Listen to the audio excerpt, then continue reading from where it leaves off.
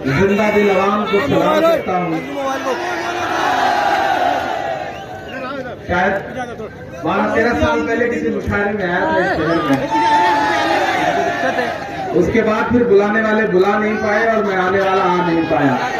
कई बार चाहा कि आप सबसे मुलाकात करूं और आज का भी पहले से कोई प्रस्तावित कार्यक्रम नहीं था, लेकिन संदीप भाई के पीसीसी में ऐसे रिश्ते हैं, इन्होंने कहा कि ऊपर से हेलीकॉप्टर गुजरेगा तो उसे फिरोजाबाद में उतर के ही जाना पड़ेगा, तो ये जबरन इन्होंने हेलीकॉप्टर उतार लिया है।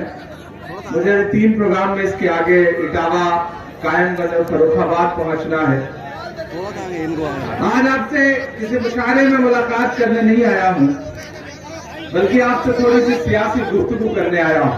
इधर थोड़ा पीछे हो जाए, थोड़ा और पीछे, उधर के भी लोगों को आप लोग भी थोड़ा सा पीछे रहेंगे तब भी नजर आएगा। कीमत तो बहुत बढ़ गई शहरों में धान की, कीमत तो बहुत बढ़ गई शहरों में धान की, लेकिन विदा न हो सकी बेटी किसान की। मौका मिला तो लोगों ने कुर्सी के वास्ते, मौका मिला तो लोगों ने कुर्सी के वास्ते तस्वीर ही बिगाड़ दी हिंदुस्तान की। फिरोजाबाद वालों, आने वाले कुछ दिनों में आपको ईवीएम की कतारों में खड़े होकर के उत्तर प्रदेश के मुस्तकबिल का फैसला करना है। ये इलेक्शन महज एमएलए चुनने का इलेक्शन नहीं है, ये इलेक्शन महज एक विधायक चुन लेने का इलेक्शन नहीं है। आने वाले दिनों में हिंदुस्तान में यह तय होना है कि आपके वोट देने के बाद जो रिजल्ट आएगा वो ये तय करेगा कि लखनऊ की गद्दी पर गांधी को मानने वाले बैठेंगे या गोडसे को मानने वाले बैठेंगे। ये तय होना है, इसलिए मैं आपके बीच में यहां खड़ा होकर के आपसे गुजारिश करने आया। फिरोजाबाद बहुत खूबसूरत शहर है और यहां की सियासी सोच उत्तर प्रदेश का मुस्तकबिल तय करती है। एक बार और इससे पहले आपने इसी तरह से एक फैसला दिया था लोकसभा के चुनाव में, उसके बाद फिरोजाबाद को पूरा हिंदुस्तान चूड़ियों के शहर के अलावा सियासी सरपरस्ती वाले शहर के नाम से भी जानने लगा था। मैं नाम नहीं लूंगा, नहीं आप जान जाएंगे कि मैं राज बब्बर की बात कर रहा हूं। राजा से फिर ये कहने आया हूं, मैंने कहा ना ये लड़ाई महज असेंबली का इलेक्शन नहीं है। फिरोजाबाद वालों, आप जब वोट देने जाना तो ये जहन में रहे कि पिछले 5 सालों में आपके मुद्दों पर, आपके हुकूक पर कौन सड़क पर लड़ता रहा है। जब जामिया की बेटियों पर, निहत्थी बेटियों पर पुलिस की लाठियां बरसी, जब जामिया की लाइब्रेरी को आंसू गैस के गोलों से भर दिया गया, तो अपनी आंखों में वो सारे मंजर रखना और सोचना, खुद से पूछना कि वहां कौन खड़ा था तुम्हारी हिमायत में।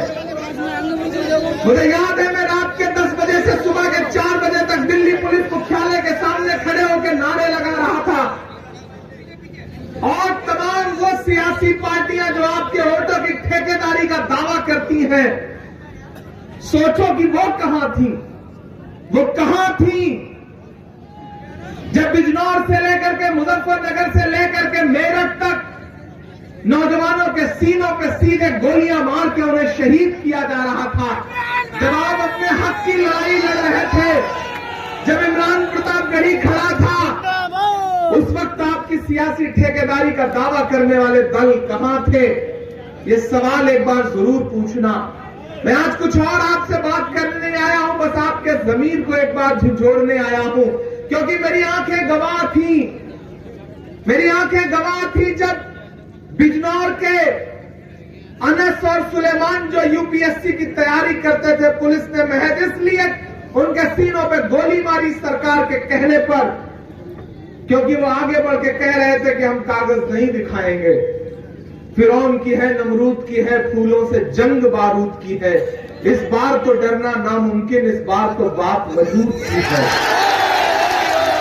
फिरोजाबाद वालों, मुझे याद है कि मैं उस वक्त मौजूद था जब प्रियंका गांधी पहुंची थी और उन्होंने आंसू पहुंचे थे नजीब और सुलेमान की माओं के। आप याद रखना, वो लम्हा याद रखना कि जब हाथरस में एक दलित बिटिया का बलात्कार करके रात के 2 बजे उसकी लाश को जबरन जलाया पुलिस ने, हुकूमत के इशारे पर, योगी आदित्यनाथ के इशारे पर, तो कौन अपने घर से बाहर निकला? मुझे वो लम्हा याद है जब राहुल गांधी ने ऐलान किया कि मैं उस दलित बिटिया से मिलने जाऊंगा, तो योगी आदित्यनाथ की पुलिस ने यमुना एक्सप्रेसवे के मुहाने पर हमारी गाड़ियां रोक ली और ये कहा कि हम आपकी गाड़ियां आगे नहीं जाने देंगे। तब राहुल जी ने कहा कि आप हमारी गाड़ियां रोक सकते हैं, हमारा हौसला नहीं रोक सकते। 44 डिग्री टेम्परेचर था उस दिन, 17 किलोमीटर पैदल चलते रहे राहुल जी, प्रियंका जी, मैं साथ मौजूद था। मैं इसलिए आपके बीच में आज ये कहने आया हूं कि कांग्रेस ने आपके मुद्दों पर लड़ाई लड़ी। कोई आपके बीच में आता है, हिंदू बन के वोट मांगता है, कोई मुसलमान बन के वोट मांगता है, लेकिन आपसे मैं आज इंसान बन के वोट मांगने आया। लोग मुझसे कहते हैं इमरान आप शायर हैं, आप चले आए क्यों सियासत में, क्यों चले आए कांग्रेस के साथ? मुझे वो लम्हा याद है 2018 में जब एक दिन राहुल गांधी जी ने मुझे बुलाया, आपने मेरे लिए दुआएं की, आपने मुझे मोहब्बतें दी, आपने मुझे शोहरत दी। उसके सदके में सियासी दलों की नजर मुझ पे गई और राहुल जी ने जब मुझे बुलाया तो उन्होंने कहा इमरान तुम नज़्में पढ़ते हो, अपनी नस्लों की लड़ाई लड़ते हो, लेकिन अगर उन मुद्दों का हल चाहते हो तो सियासत में आओ, क्योंकि सारे मसले सियासत से शुरू होते हैं, सियासत पे खत्म होते हैं। मैं सियासत में आया और आज यहां खड़ा होकर के आपसे कह रहा हूं कि दिल पे हाथ रख के बताओ कि पिछले 5 साल में जब तुम्हारे घरों के लिए बुलडोजर तैयार थे, जब तुम्हारे लिए पुलिस की गोलियां तैयार थी, लाठियां तैयार थी, तो तुम्हारी वोटों की ठेकेदारी करने वाली पार्टी और उसके रहनुमा अपने घरों से क्यों नहीं निकले? सवाल है कौन निकला? कांग्रेस पार्टी निकली। मुझे याद है कि जब सीए के नाम पर उत्तर प्रदेश में एक दिन में 21 से ज्यादा नौजवानों को शहीद किया गया, तो 3 डिग्री टेम्परेचर में गांधी की मजार के सामने बीमारी की हालत में सोनिया गांधी ने पूरे दिन भर व्रत रखा, पूरे दिन भर राहुल जी बैठे रहे संविधान की प्रस्तावना पढ़ते हुए, पूरे दिन भर प्रियंका गांधी बैठी रही, पूरे दिन भर डॉक्टर मनमोहन सिंह साहब बैठे थे, मैं साथ में मौजूद था। मैं आज आपसे ये कहने आया हूं कि ये लड़ाई महज एक एमएलए चुनने की लड़ाई नहीं है। दरअसल उत्तर प्रदेश से लेकर के लखनऊ से लेकर के दिल्ली तक की गद्दी पर बैठे हुए हुक्मरान ये चाहते हैं कि मुल्क में जमहूरियत खत्म हो जाए, उनकी विचारधारा और उनकी तानाशाही से स्टेट चले। लेकिन हम गांधी के मानने वाले लोग, हम मौलाना आजाद की सदा पर यकीन रखने वाले लोग, कि जब 1947 में सरहद के उस पार से सदाएं आई कि यहां चले आओ, ये है तुम्हारा मुल्क, उस वक्त मौलाना आजाद ने जामा मस्जिद की सीढ़ियों पे खड़े होकर ये कहा था कि कहां जा रहे हो, ये है तुम्हारा मुल्क, यहां कब्रें हैं तुम्हारे पुरखों की। हमने उन सदाओं पे लब्बैक कहा था। और आज जब हमी से सवाल किया जाता है तो मुझे मिराज फैजाबादी का शेर याद आता है कि हमी को कातिल कहेगी दुनिया, हमारा ही कत्लेआम होगा, हमी कुएं खोदते फिरेंगे, हमी पे पानी हराम होगा। मेरे भाई, मैं पूरे हिंदुस्तान के अलग अलग शहरों में जाकर के आपको महज इसलिए बेदार कर रहा हूं कि ये जो क्षेत्रीय पार्टियां हैं, ये जो छोटे छोटे दल हैं, हो सकता है इनके विधायक बन जाए, इनके सांसद बन जाए तो ये थाने से आपकी मोटरसाइकिल छुड़वा दें। हो सकता है ये पुलिस वाले को मना कर दे कि नहीं ट्रिपल सवारी जा रही है तो जाने दो, चालान मत करना। लेकिन अब मसले इतने छोटे नहीं रह गए हैं मुल्क में। मसला इस बात का है कि आईन बचेगा या नहीं बचेगा, जमहूरियत बचेगी या नहीं बचेगी, लोकतंत्र रहेगा या खत्म कर दिया जाएगा। वो लोकतंत्र, वो जमहूरियत जो आपको ताकत देता है, वो आईन जो आपको ताकत देता है कि जितना अंबानी के वोट की कीमत है उतना ही इमरान प्रतापगढ़ी के भी वोट की कीमत है, वो आईन बचेगा या नहीं बचेगा। वो आईन जो आपको ये ताकत देता है कि आप अपनी मर्जी से जो चाहे वो खा सकते हैं, अपनी मर्जी से जो चाहे वो पहन सकते हैं। आज प्रियंका गांधी ने एक नारा दिया कि लड़की हूं, लड़ सकती हूं, लेकिन इंकलाब बरपा हुआ। हम चाहते हैं कि एक ऐसा हिंदुस्तान बने जिसमें किसी भी मजहब, किसी भी जात की बेटी हो, बहन हो, वो अलग-अलग अपने मुद्दों पे खड़ी होकर कहे कि मैं लड़ सकती हूं। लेकिन भाजपा कैसा हिंदुस्तान चाहती है? भाजपा वो हिंदुस्तान चाहती है कि जिसमें एक बेटी अगर अपनी पसंद का हिजाब पहन के कॉलेज जाएगी तो सैकड़ों गुंडे घेर करके नारा लगाएंगे। भाजपा ये हिंदुस्तान चाहती है। इमरान अलग-अलग बोल रहा है कि शिक्षा के मंदिर के अंदर नफरत की तैयारी है, शिक्षा के मंदिर के अंदर नफरत की तैयारी है। मोदी जी के नए इंडिया की जनता आभारी है। एक बेटी ने इंकलाब का हाथ उठाकर बता दिया, एक शेरनी जाने कितने लंगूरों पर भारी है। फिरोजाबाद वालों, आपके सीने पे बड़े जख्म हैं, आपने कुर्बानियां दी हैं, आपने शहादतें दी हैं। मैं जानता हूं आपके लहू से ये जमीन सींची हुई है, क्योंकि आप ये कहते थे अलग-अलग कि नहीं, ये मुल्क जितना अंबानी का है उतना ही हमारा भी है, ये मुल्क जितना नरेंद्र मोदी जी का है उतना ही हमारा भी है, ये मुल्क जितना योगी आदित्यनाथ जी का है उतना ही हमारा भी है। आप यही तो नारे लगाते थे। लेकिन इस सरकार ने तोहफे में क्या दिया? 7 जवान, मेरा ख्याल है, मैंने सुना है कि 7 जवानों की कुर्बानी आपने भी दी है।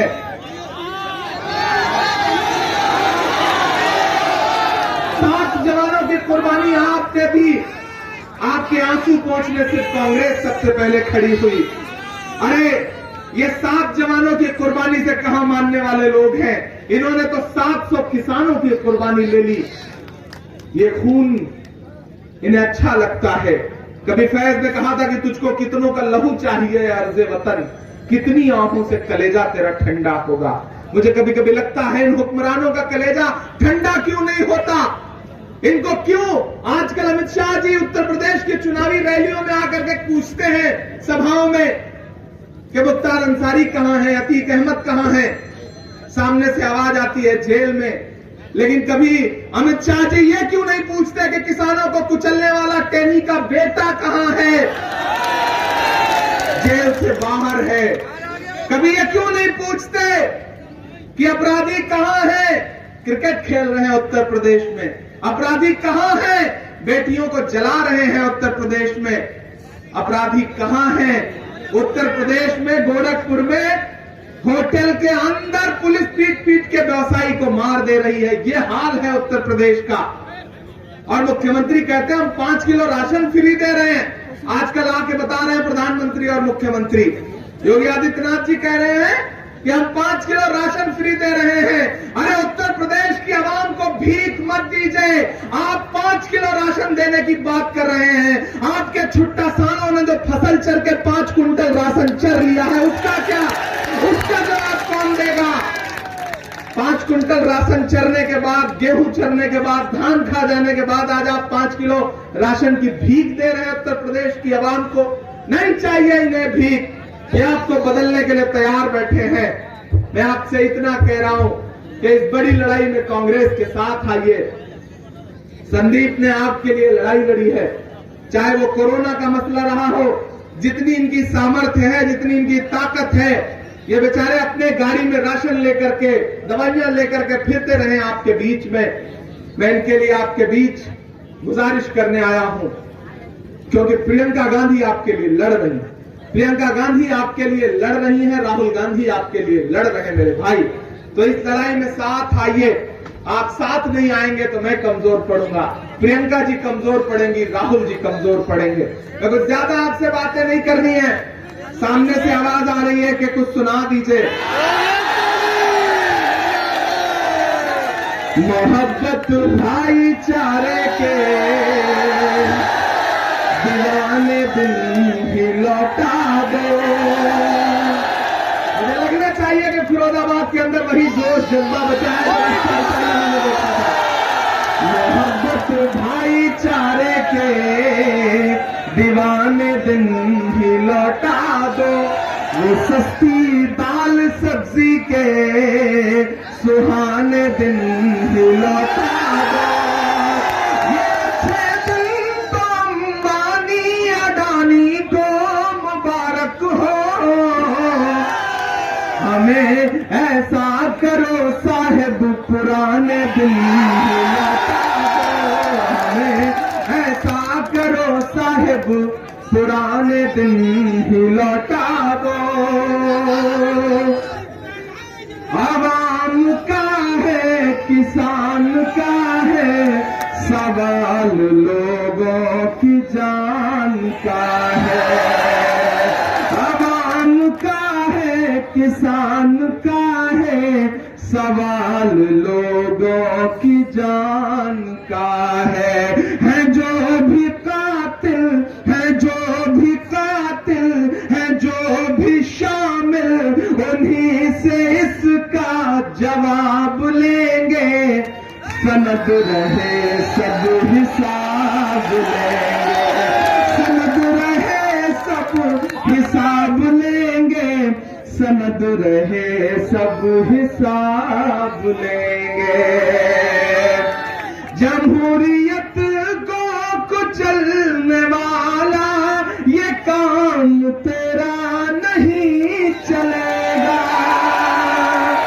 यहाँ पे हिटलर मुसोलिनी सा निजाम तेरा नहीं चलेगा। गुरूर वाली नुमाइशों से तुम्हारी हर एक साजिशों से, तुम्हारी जेलों की ऐसी तैसी आजमाइशों से सहरज़दा आफ़ताब लेंगे। लहू लहू इनकलाब लेंगे, सनद रहे हम हिसाब लेंगे, सनद रहे हम हिसाब लेंगे, सनद रहे सब हिसाब लेंगे। आखिर में बस इतना कह रहा हूं आपसे कि मत समझना डराने से डर जाएंगे।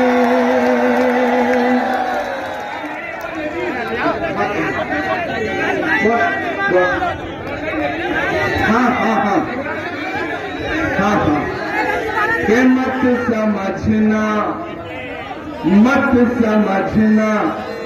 हाँ, एक्चुअली बहुत सारी फरमाइशें हैं, मैं अपनी पसंद की कुछ सुना देता हूँ। हाँ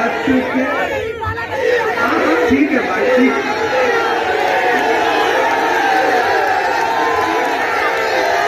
हाँ बात मैं सुना दूंगा कि मत समझना डराने से डर जाएंगे। आपने कुर्बानियां दी, आपने जवानों को शहीद किया। मैं मेरे मुरादाबाद गया तो मुझे 1 करोड़ 4 लाख रुपए का नोटिस दिया। मैं हैदराबाद गया और हैदराबाद में खड़े होकर मैंने बस इतना कहा कि मुझे हैरत है यहाँ कोई शाहीन बाग क्यों नहीं है। तो मेरे खिलाफ 7 धाराओं में मुकदमे कायम किए। सोचा कि डर जाएगा, चुप हो जाएगा, लेकिन इमरान बोल रहा है कि मत समझना डराने से डर जाएंगे। अब के सारी हदों से गुजर जाएंगे। मत समझना डराने से डर जाएंगे। अब के सारी हदों से गुजर जाएंगे। मौत के नाम का खौफ देता है क्यों? मौत के नाम का खौफ देता है क्यों? मौत जिस रोज आएगी मर जाएंगे। मत समझना कि हिंद के नौजवानों के दुश्मन हो तुम। इलाहाबाद में नौकरी मांग रहे थे बच्चे, हमारे आपके बच्चे, इन्हीं के बच्चे, व्यापारियों के बच्चे, पुलिस वालों के बच्चे नौकरी मांग रहे थे। तो लखनऊ से आदेश आया कि इनके हॉस्टल के कमरों को तोड़ के पीटो। और ऐसी तस्वीरें आई कि बंदूक के बटों से पढ़ने वाले बच्चों के हॉस्टल के दरवाजे तोड़े गए। तब इमरान मिश्रा पढ़ता है कि हिंद के नौजवानों के दुश्मन हो तुम, आरती और अजानों के दुश्मन हो तुम, आरती और अजानों के दुश्मन हो तुम। पहले तो हिंदू मुस्लिम के दुश्मन थे, पर आजकल तो किसानों के दुश्मन हो तुम। 4 महीने पहले मैंने कहा था ये मिसरा, और देखिए कितना सच्चा साबित हुआ कि अन्नदाता से उलझे हैं इस बार ये, अन्नदाता से उलझे हैं इस बार ये। मोदिया शाह सब सुधर जाएंगे, मत समझना डराने से डर जाएंगे, अब के सारी हदों से गुजर जाएंगे। क्या कहते हैं कि 70 साल में कांग्रेस ने दिया क्या? अभी पार्लियामेंट में नरेंद्र मोदी जी ने कहा कि 70 साल में कांग्रेस ने क्या बनाया। अरे नरेंद्र मोदी जी, 70 साल में कांग्रेस ने इतना कुछ बनाया कि जिस रेलवे स्टेशन पे आप झूठी वाली चाय बेचने का दावा करते हैं, वो वडनगर का स्टेशन भी कांग्रेस ने ही बनाया। आप कहते हो क्या दिया कांग्रेस ने, क्या बनाया कांग्रेस ने? जिस पार्लियामेंट में बोले राहुल जी उधर बैठे थे, राहुल जी ने कहा मत बताओ, नहीं बताऊंगा क्या बनाया, जो बताऊंगा उसको भी बेच दोगे क्योंकि आपका काम सिर्फ बेचने का है। तब मैं बताता हूं कि कांग्रेस ने क्या दिया, हमने क्या दिया इस मुल्क को। कि आबे ज़मज़म दिया, आबे गंगा दिया, हमने ज़मज़म दिया, आबे गंगा दिया, तुमने भारत को दंगा ही दंगा दिया। और तैयार रहना, कर्नाटक का एक कैबिनेट मंत्री कहता है कि तिरंगा हटा करके भगवा इस देश का राष्ट्रध्वज होगा। 4 दिन पहले शर्म आती है मुझे भारतीय जनता पार्टी की सोच पर। ये जो तिरंगा है इसके लिए इस मुल्क के लाखों लोगों ने कुर्बानी दी है। किसी की मां ने दूध नहीं पिलाया कि तिरंगे को हटा करके कोई और रंगीन देश का हो सके। तिरंगा रहेगा, तिरंगा रहेगा, तिरंगा रहेगा। मैं मिसरे पढ़ता हूं कि हमने ज़मज़म दिया, आबे गंगा दिया, तुमने भारत को दंगा ही दंगा दिया। तुमने एक रंग के ख्वाब देखे मगर हमने हिंदुस्तान को तिरंगा दिया। ये तिरंगा बदन पर लपेटे हुए, ये तिरंगा बदन पर लपेटे हुए, एक दिन इस जमीन में उतर जाएंगे। मत समझना डराने से डर जाएंगे। संदीप आपके अपने हैं, आपने इनको जांचा है, परखा है, देखा है, आपके संघर्षों में आपके साथ रहे। तो मेरी आपसे गुजारिश है कि संदीप पर यकीन करिए, इन पर भरोसा जताइए, और आप इनके साथ खड़े हो गए तो हालात बदलने में देर नहीं लगेगी।